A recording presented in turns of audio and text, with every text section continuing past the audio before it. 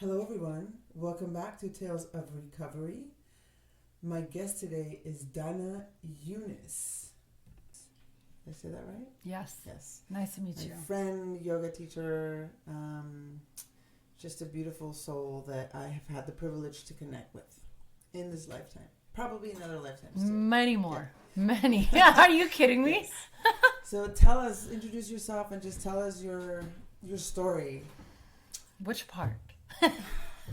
We already recorded this. I'll let everyone know. Okay. But of course, I messed up on the microphone, so we're doing it again. So the story of, fighting for your son, creating a space where other women who had the misfortune or the experience of not being able to be with their son because of cultural issues in their life, and not being able to have a voice and to have the equal rights as a man. That is that I find one of the most fascinating things that you have been able to put together. So I was married at 18 because long story. I was just married at 18 years old, which is very young. I was very rebellious. But it was an arranged marriage, correct? It was not, but I was pushed to do it. So I was given options. Like, you either get married or you move in with someone who is very abusive. So these are like your options. What do you want? So my option was, I was like, okay, I'll get married. At least I know him. We were talking. So I told him pretty much, can you save me from this situation? I don't want to live with my uncle because he was a predator, let's call him. And so I said, can you please... can we get married and run away? Like, I want to leave this space. I was and living this was in the United States? Jordan. This was in Jordan. Okay. My mom moved us to Jordan from San Diego when I was 15, when she divorced my dad in the middle of the school year. And so we were living there, and I'm 100% Arab. My parents, my dad is very liberal, but my mom is very, very traditional, even though some of the traditions don't make any sense and maybe are completely against women and their liberation. So I got married. I got pregnant with my son while we were engaged, actually, before marriage. And then I had the Wood at 19. I was almost 19. I was like 1 month shy from 19. And my ex-husband was very abusive. And I knew I didn't want to be with him. It took a while to go from loving someone to not loving them at that young age, especially when you're attached and scared because you just had a baby together. Yeah. And because your parents divorced and you promised yourself you'll never do that. So it took it took a few years for me to realize that I don't want to be with an abusive person. But it definitely, I knew that I didn't want to, there were so many reasons I didn't want to spend the rest of my life with him, but mainly, whoever hurts you, I think it's natural for you to stop loving them. If you don't, I would say, seek counseling. Yeah. But for me, it was very, very clear that I needed to leave my ex-husband. And I did. And then when I left him, we were in Chicago. We had moved to Chicago together. And a couple of years later, I took my son on vacation to meet his father's family in Jordan, where when we were leaving, he was at the time in first grade. When we were leaving, they said that I couldn't take my son out of the country because the father had placed a ban on him from leaving. Now, mind you, he had sent me an email that says, you are coming for this vacation. I give you permission to leave at this date. So I had paperwork that showed that my ex-husband allows me to leave. And he's my ex-husband. But because he's the father of my child, he still has the right to change his mind and keep our son in Jordan if he chooses to. And that is currently still the law for men. So any man in Jordan can, by the way, if you're married and you want to travel with your children in Jordan, you need permission from your husband. You need written permission, notarized, that you will leave the country. If you want to move your children from one school to another school, you need your husband's husband, not even ex-husband. So the man has full control over everything that the child does, every school they go to. Even if you want to take your kid to a hospital, if you want to register them in a hospital, they need surgery. You can't sign off on your own child's surgery. Only the father can. So the mother has no rights. You are just the caretaker, kind of like the uterus and the milk, and that's it. Then you just take care of the kids because your husband's busy working. But you have no authority, and you don't know what's best for your children because the culture looks at women like they don't have the logic to decide for their kids. They don't have the logic to decide as women for anything. And so I was stuck in a country. My son was stuck in the country, in Jordan, and I decided to stay with him. So we spent a few years there. I managed to find work. And then when he turned 9, the law states that the boys go to the fathers at the age of 9, especially that I was an improper mother because I was not veiled and I was drinking on Facebook and, doing all the things that are very bad. So you're supposed to be veiled in Jordan, but you don't have to? Like, you don't get arrested if you don't have to, but in court, they're all men, and they'll all look at you and treat you, and the way they talk to you is like you are... It's just a very... They treat you in a way that is very...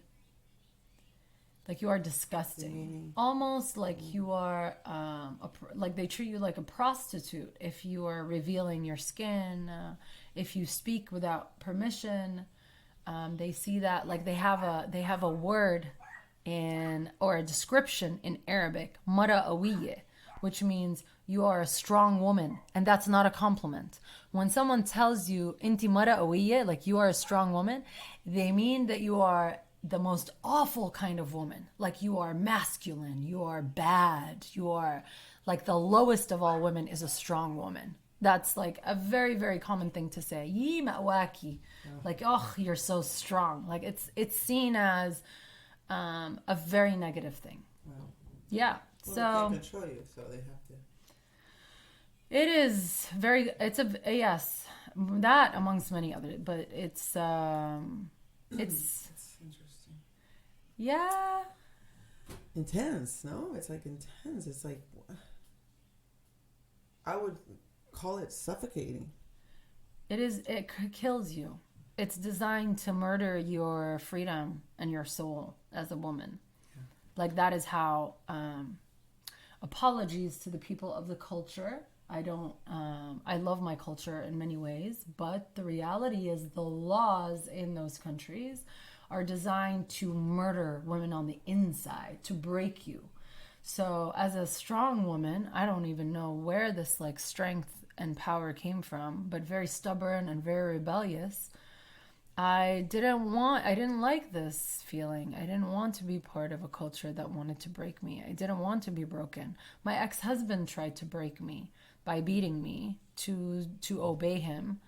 And that didn't work. Before that, my uncle tried to do the same. My mom, like the whole culture is so terrified of a woman speaking up and speaking her mind that they're literally terrified. And they have this negative, so if you bring shame to your family, if you are rebellious and amara awiya, a strong woman, you bring shame to the whole family. So they feel the responsibility to control you, to like shush your voice, pretty much. So anyways, when my son turned 9, his dad had every right to take him from me. And I felt like I was going to lose my mind. So I traveled and lived in other countries and set the intention. And my determination was to get my son out of Jordan. So I lived in 3 different countries in the Arab region just to stay close to him and be able to call him every day and to see him at least once every 2 weeks or once a month. Why couldn't you stay in Jordan? I don't want to stay in Jordan. Okay. Oh God. Yeah. I did not want to give my son to his father. I had to give my son to his mom because I was going to lose my mind. Mm-hmm. I couldn't go into the house, our apartment. I had done everything for him. The apartment, like I worked so hard to reach where I was, where I could provide for us in a country where women get paid $400 a month. teaching and having good jobs, like, because you're not the caregiver. You're not the head of household as a female, so they don't pay females a lot of money because you're either cared for by your father, your brother, or your husband. But you're never alone. You're never independent. So females get paid so much less than males in most, and definitely in Jordan. It changes when you leave Jordan. When you go to other countries like Dubai and Qatar and like UAE, it's very different. But is that where you went? I went to Dubai. I worked some years in Dubai, and I moved to Qatar and started working there as a copywriter. So I started working as a writer and making a good amount of money. And when I finally was able to hire a dirty lawyer, who very dirty, and I knew what I was doing. Like, I reached a point where I was finally making more money than my ex, which meant, and that's the only way you can have more power, which is why they pay you less, and they do, everything is like designed to make you less powerful. So I had to leave Jordan, get that power in a different way, and hire a lawyer that was able to, just with one threat, just letting him know that we're taking him to court, he said, okay, I'm going to give you our son in the summer. And I was able to take my son out after an 8-year fight. So 8 years between the time that we moved. I lived in Jordan for a few years with him, but when he turned 9, from the age of 9 until 14 is the time that we were separate from one another. I took him out when he was 14 years old. And you stayed in contact with him this whole time? Like, you visited every day. Called him every day, visited him every week at first, but then when they closed the borders in Lebanon, the borders in Syria because of the war, I couldn't see him every week. So then it started being bi-weekly, and then slowly it had to be every month when I was farther, even in the Gulf region, in Dubai and Qatar. And you have a full-time job. It's harder to see someone more than once a month or once every 3 weeks. Was he able to come to you, or you had to? No, I can't move him out of. I could not remove him out of Jordan. There was one summer right before, like, as I was making more money, that his dad allowed him to leave, but only with his Jordanian passport, because that way he still has control, and we're not allowed to leave the region. I had a plan to kidnap him. I had a set plan that I could kidnap him, but decided not to because I didn't want to traumatize my son. I decided to fight legally and get him out legally instead of sneaking him through borders. I never told Dawood that his dad was abusive. I never told Dawood anything. I never told him we were stuck in Jordan. I told him we wanted to move there. So Dawood never knew anything that I was going through. Only recently has he started to realize everything, like very recently. And only because he grew up enough to see his father and what his father is like. Otherwise, I wanted to protect my son from his father. And part of the protection is not to let my son know what I was going through or what I had to go through with his dad. My son was my goal. It wasn't, my ex-husband's goal was to hurt me. My goal was to keep my son protected. So all my actions were not about me, although they hurt me. It suffocated me to hide from my son what I was going through, to have to cry in the bathroom, to wait for him to sleep, to cry, I was going crazy inside. It was so traumatizing, all of it. But if I had cried and went hysterical in front of my son in the airport, or when they took him from me, I knew that I would be hurting my child. So I had to everything. Yeah. It was not fun. It was not a good experience at all. It was a lot of pain. So how was it when you actually got the lawyer and your husband says, okay, you can have him back?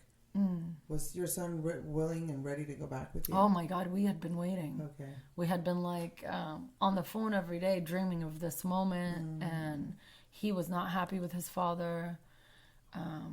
We were waiting for this. So I flew to Jordan from Qatar to pick him up from the airport because I didn't believe that he would give him to me. Okay. And so I found him in the airport and I flew him back to Qatar. So I just flew there and out, in and out. with him. And when we flew home and he was like unpacking, I was in complete disbelief that my baby was there. He was just like, he was acting like he had been around forever. Like he was so chilled out, like opening his suitcase, getting his things out, talking to me about random things. And I'm staring at him like, is this real? Is he here? Like, what do I do now? So all those years, all I was like, everyone that met me, every man, woman, rock, cloud, all I talked about was, I need to get my son back. I need to get my son back. So my identity was, I need to get my son back. Literally, that's how people remember me, as the woman, the mother who wants to get her son out of Jordan. And so when I got him out, I was like, okay, so I fulfilled this part. What do I do now?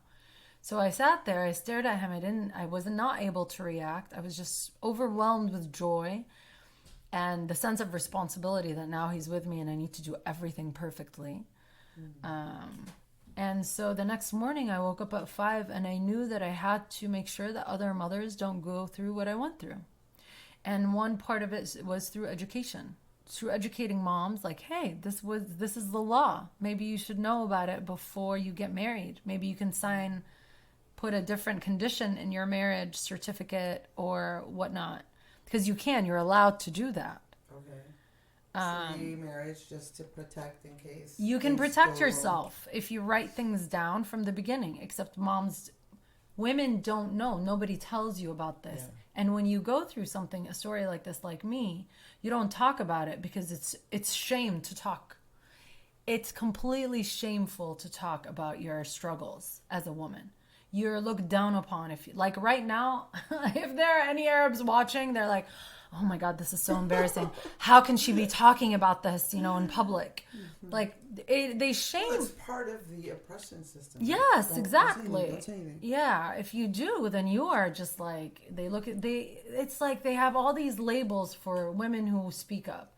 You're either strong and it's frowned upon, or you're like ghetto if you talk, like, oh, how could you talk about these things? It is, like you said, designed to keep your voice completely muffled. Like it's it just instills fear and shame, so much shame and guilt in women. And so I decided to talk about my story, but not just my story, to invite other women, Arab and not Arab, that are married to Arab men or live in the Arab region and had to go through the struggles of the laws in those regions. In those countries. Mm-hmm. And I just posted it on Facebook. I decided I'm creating a campaign on the lack of mothers' rights in the region. And I suddenly get like a flood of women, Grace. It's like they were waiting for me. Yeah. Oh, I just got goosebumps. Yeah. I got all these women reaching out to me, devastated. I had never seen so much pain. But the amount of pain that I saw was incredible. Like, I thought my story was bad. It was not that bad.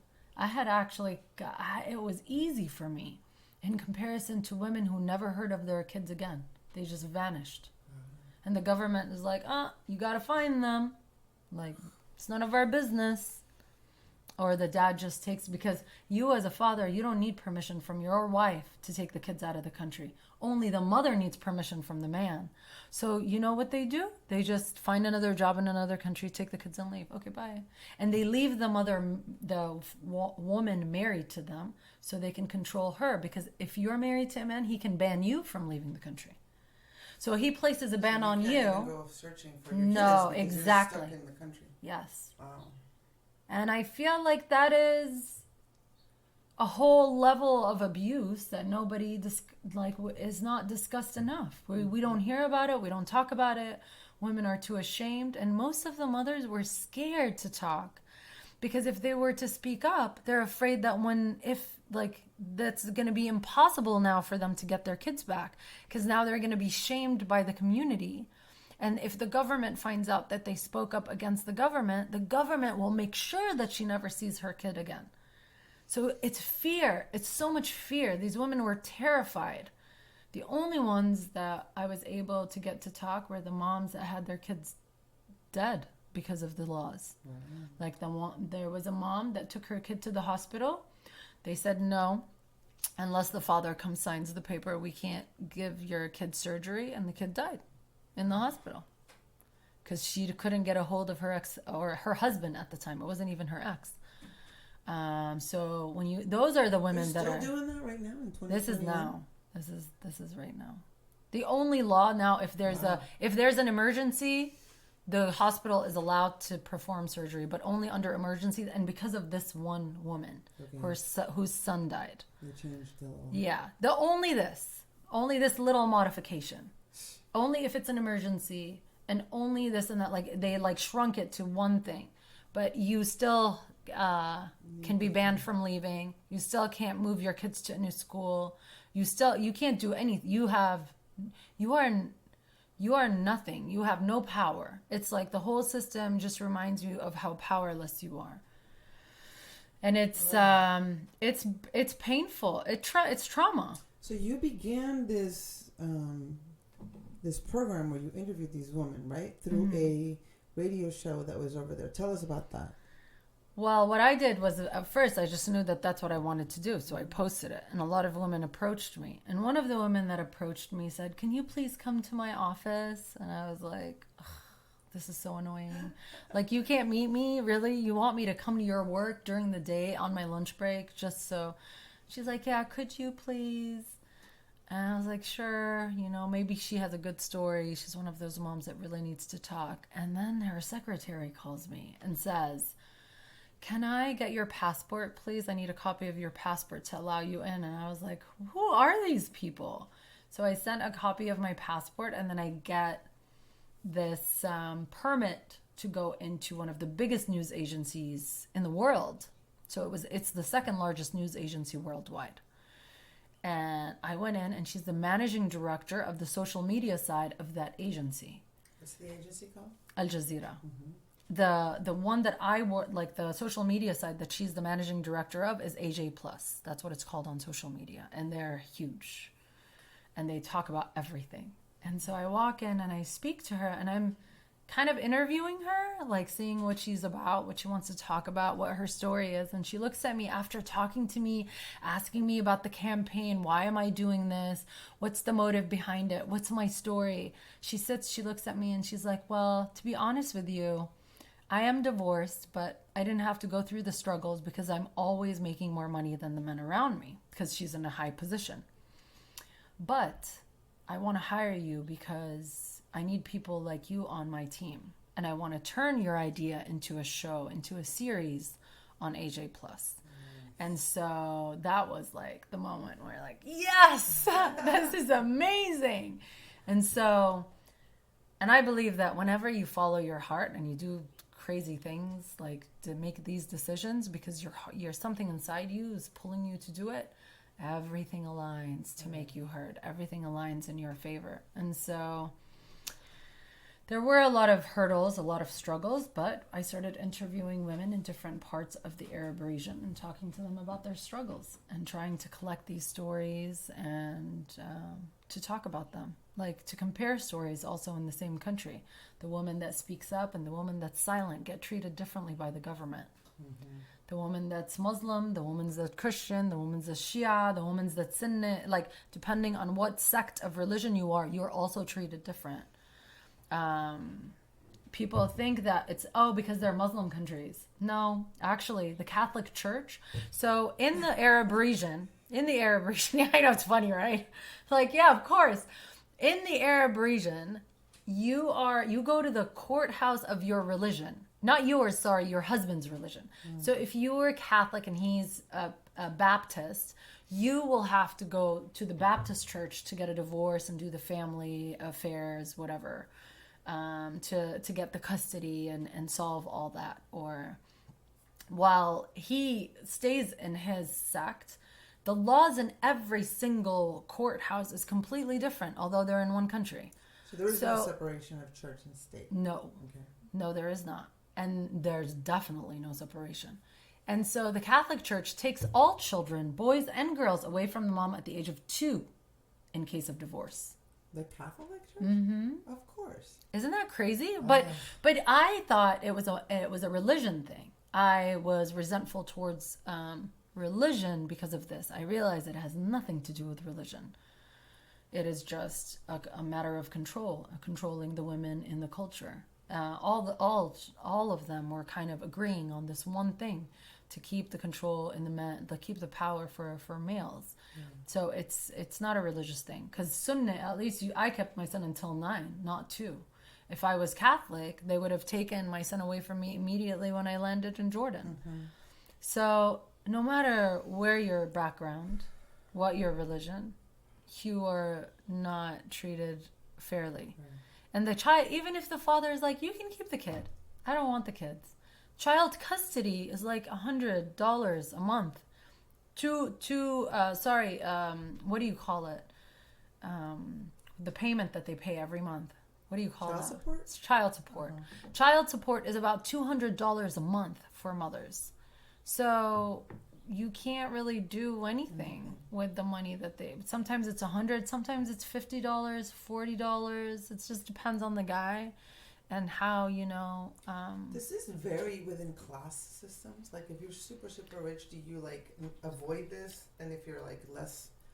Again, going back to the point, remember how I got my son out? I had to make more money than my ex-husband. Okay. So if you are able to make more money, if you come from a family that will support you in building your career and yourself, then things will look different for you. But you're talking about 10-15% of the community. Right.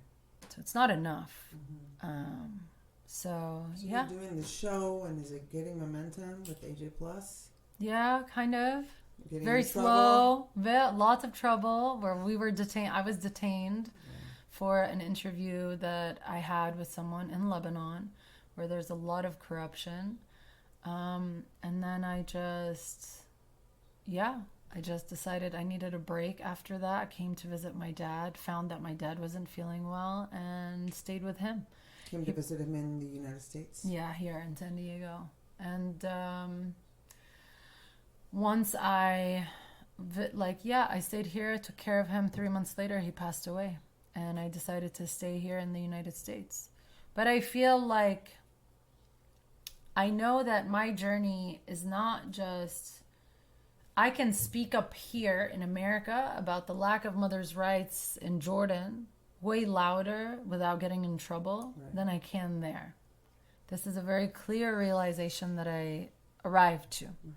But because my father passed away, and my intention was to continue to speak about things, I found a Saudi woman who escaped her family, who's living here. I started meeting women who are like escaping and will never talk to me because they're so afraid of the government. The government still sends them threats, although they're here as refugees.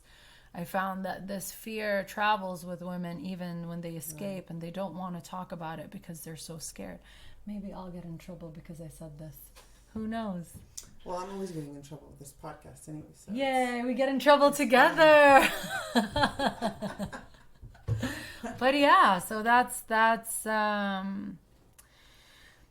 what happens if you open, if you talk about. If you go against the current you'll get in system, trouble. There's gonna be trouble. Yeah. But if you're not getting into trouble, then you're not doing something right. Yeah, most probably. I used to say that a lot. There are ways I feel like we can maneuver, but when it comes to these big issues, you just have to say it like it is. So now at least I educated everyone on this podcast about the laws there. But that's not where it ends. Like, my plan was to start in the Arab region. Then as I was studying as a news producer working on the team, I started realizing that this is something that I found similar stories in Colombia. I found similar stories in Mexico. I found similar, I started realizing that this is a system of oppression against women. And I believe wholeheartedly that until women reach their full power, we will be a broken society forever. So this is everyone says it's the rise of the feminine, and they shame the masculine. I don't believe in that. The balance is necessary between the two. The masculine is beautiful, the feminine is beautiful, but the feminine is so oppressed that we feel overwhelmed by this masculinity. All we need to create is a balance, meaning women have to just allow them the space to be the power that they are. We don't want anyone to give us power.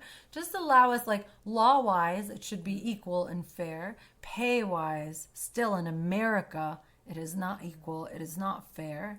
You will find, even like, let's count how many female CEOs there are in the United States. You will find that there are always ways of oppression. And there's always like a choice or a sacrifice that the woman needs to make in order to live in success and in her power. And until we rise to our power and live this full potential that we have, we won't have a powerful society, because we are, if we choose to be mothers, we are raising the kids that are growing up. There's a lot of things too that need to be shed from, besides generations. Like, I'm going to give you guys equal pay. I'm going to allow you guys equal rights. Yes, so like the anger, the grief, the trauma, the generations, that fear you're talking about. That needs to be healed. It needs to be alchemized, healed, transformed. It needs to be acknowledged to begin with. You know. I feel like right now when you're talking about that, I feel like I remember the Black Lives Matter. And it's like, I feel like this oppression comes not just for women, but since this podcast is specifically about mothers and women, we're going to keep the focus there. But I see this form of oppression and pain and need for healing in multiple different, parts of our society. And women definitely need that healing. Yeah. I mean, I get a lot of shit about, well, they're so angry and you said this and you said that. I'm like, anger is a very intelligent emotion. It's a messenger. It is. All your emotions are messengers. And it's like, of course, I'm not going to be breaking, walls and this and that. So finding the ways of like getting rid of this, which is, I think, why we're both, teaching yoga and meditation and having these experiences of plant medicine and therapy and just finding ways to alchemize that transform the pain into power. Finding your power through the pain. But not everyone can do. That's one of the sentences my managing director said to me, Dima.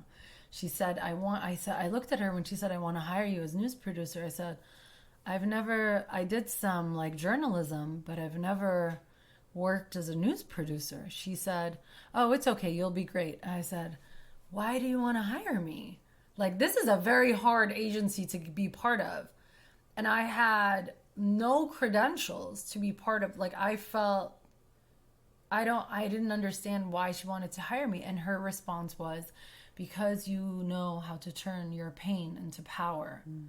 And that means you can do anything. I was like, dang, Dima. Yes. Yes. So it was, I know that we can teach our daughters to turn pain into power and teach the generations, but also giving space for healing is important. Yeah. Now you have your own studio where you do healing, sound healings and yin yoga and hatha yoga and all these yoga. Yes. Tell us about that. So the only thing that kept me sane throughout all of this, besides plant medicines, and I knew that I was carrying so much pain inside my body that I needed to heal myself, especially before getting my son back. When I knew that I was getting him back, I think it was sometime in November of that year. So I had about 6 months before I would bring him to me. And immediately I was determined to find all the healings possible. So that spring, I did a spring cleaning, I said to my soul. So I did Vipassana, I did Iboga, Vipassana is a 10-day Buddhist silent meditation. I knew, bottom line, I knew I was carrying all the trauma from the fight. Because it's not fun to fight continuously. No, yeah. It's exhausting. And I didn't want to lose the power of my feminine. Like, I didn't want to be out of balance, because then how can I be a balanced mother for my child? I don't want him to come back to a traumatized woman. Yeah. So I knew that I needed to find healing. So I traveled the world. Like, I went to different parts of the world, to India, to England, to random places to find plant medicine, to find different forms of healing meditations, and just went deeper and deeper in meditation. And since 2013, which was the beginning of the journey of trauma, I found yoga, which I knew that I needed to move my body in a mindful way, in an intentional way, because I was already working out and running. But it didn't have the intention. Like yoga, you move every inch of your body, even the way you twist. You are very present. You're very aware of your physical self, and then you get deeper and deeper the more you practice yoga. So yoga saved me. Yoga saved me, definitely kept me in my healing process, that movement, that mindfulness. When my dad passed away, I decided to sign up for my 200-hour teacher training and started 3 weeks after he passed. I got my 200 hours. And I started teaching a few months after that. And I found that so many people in my community needed healing, but had never heard of anything. Like they thought yoga was stretching. And so they came to the class and I had them meditate. And they're like, what is this? And they're crying and they feel things and they don't understand why they're crying. And I tell them it's good. It's a release, laughing, crying, just let it out. And so I kept working for this place that was paying me peanuts to continue to work as a yoga instructor, and it wasn't working for me. So I asked for a little more. I was rejected. Like this idea was rejected, and I found, okay, clearly I need to empower yoga teachers. We're hearing about so many issues with different, studios closing down, teachers leaving studios for not being treated fairly. Getting my 300 hours made me see how much effort we all put in just to... It's a lot of work to teach a class. A lot of work to teach, prepare, find your music, even learning yoga. Yeah. Like we get deeper and deeper and deeper in the learning. And I looked at all the teachers, you were one of them. And I thought, I need to provide a space for them to make more money than the studio does in a class. So I started Yoga Church San Diego, where teachers come in and teach the class, and I take 30% and they take home 70%. So as many students as you want to bring, as much as you'd like to charge them, that's up to you, because it's you who made the effort. It's you who chose to teach yoga. You're just using my space. The 30% is for me to rent the space, to keep it clean, to clean after you, and to drive it. Thank you. Cool. Thank you. I have a lot of plants, and I sage it every day, and Palo Santo, and I clean it thoroughly. Like I put a lot of love in that space. I love that space, and there's so much light, so many windows, and so that's my journey, is to continue to empower women and men now, because the yoga teachers can be also, male yoga teachers. But the idea behind Yoga Church is to also, I invite and I want teachers to approach me that understand that the yoga is not just moving our body and stretching. It's about getting deep, like connecting to yourself, to source, to God. You can call it whatever you want. But it is, it's been given to us thousands of years ago as a way to heal and connect with ourselves. So it is not just stretching. I mean, if you want to come and stretch, if that's what you want to call it, and you leave crying, I'm happy. A lot of people start with that. I'm fine with that. But I teach Hatha yoga, I teach Vinyasa, I teach Yin, I teach outdoor, I teach indoor. So I'm trying to provide the healing that I can for my community. So because all of this pain and trauma and this journey, if it taught me anything, it taught me how to heal myself. It pushed me to want to heal myself. And because I got the tools, I felt like when I got my son back, the first thing I did was I wanted to make sure that other women didn't go through it. As soon as I got the tools and realized how many tools I have for healing, my first intention was I need to share this with other people. And that's why I started teaching yoga. I mean, I'm going to school full time. I plan to be a professor at a university, but I will never stop teaching yoga because our community needs healing. It needs healing. And I keep my yoga super cheap, and I want to keep it that way because I want it to be for everyone. not just for a select elite group of people. Yes.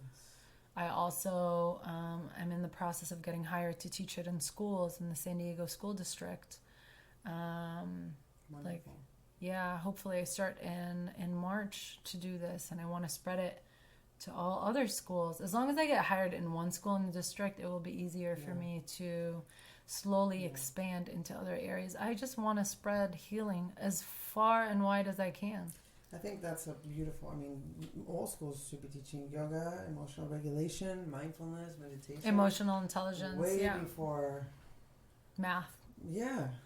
Yeah. You know? I agree. Or like a foreign language is great, but how about emotional intelligence? Your needs as a human spirit. Because if we don't do that, then what's the point? Absolutely. And I don't think I think maybe recently people started realizing this, but we can make it happen. It's our generation that's going to say we need our children to know how to express their feelings, and to know that all feelings are okay, and to know that all emotions are just indicators to what you need to do. Yeah. They're little nudgers to push you in a certain direction. They're not bad. They're not good. To all these things that you... And to have a place where you feel is safe to feel them. Because a lot of childhood trauma comes from, it's not safe. If I feel this, they're going to laugh at me. They won't love me. They won't get fed. Like the whole... So to create that space of safety that you're doing at your studio, at these schools... it's very important. Thank you. Thank you. No, really, thank you. The intelligence that I see, even in seeking...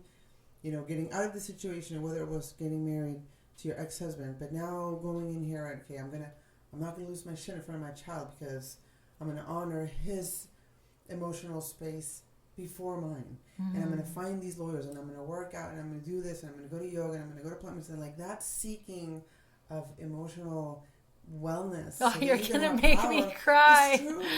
It's such a beautiful example, like, and it's at everybody's fingertips. We can all do it, but some of us are like, I'm just going to keep on drinking the juice here, and it's like, no, come on, let's be like Danna. Get out there, and fight. Yeah. Turn that pain into power. You can, yes. Mm-hmm. Anyone can do that. Yeah. But I would have loved to see, and I did receive support from people like Dima, but I would have loved to see more support from women. Because I feel like in that process, I feel like I was... alone a lot of the times. And so this is my journey. My journey is to be there for other women. Part of my journey is to give a space for yoga teachers, is to give a space for the students to come and let their emotions out, is to share all the knowledge that I have inside me, whether I gained it from other cultures, traveling, or just personal reflection. Yeah. I just feel like it's a very big responsibility for me to share. And that's why I was given this voice, is to continue to share. So, right on. Yeah, I hope that you will start coming to teach at least once a week in my studio. This is how I manifest things. This is how I manifest. I just say something out loud and then it happens. So we can find Danna at Yoga Church SD. That's in Instagram. Yes. And I'll put all these handles on the podcast link here. But the yoga studio is in North Park. There's classes Tuesday, Thursdays, and Sundays by Danna. I teach, Tuesday, Thursday, Saturday, and Sunday. It's Tuesday, Thursday, Saturday. Oh, yeah, Saturday's over at the beach in Mission Bay. Beautiful class, outdoors, amazing. Yes, we're in San Diego, so we get that privilege. Yeah. And, I guess I'm going to be teaching at your studio now. She's going to be teaching it. If you want to find Grace, maybe on different days, but come to Yoga Church. I mean, you're a healer, and that's what I want. I want the space to be filled with healers. Like, I want Yoga Church to be a place of healing for everyone. Healing yourself as a teacher after, not getting what your worth is, to finally receive that. Healing the students by, you providing all the tools that you want to provide as a teacher. So it's healing in on both ends. Yeah. Wonderful. Tk you so much, Grace. Thank you for I hope the recording is good this time. I hope so. I think so. I'm going to check right now. Thanks, everyone. everyone for listening in the Tales of Recovery. Please make sure to like, rate, share, and send me any messages that you care.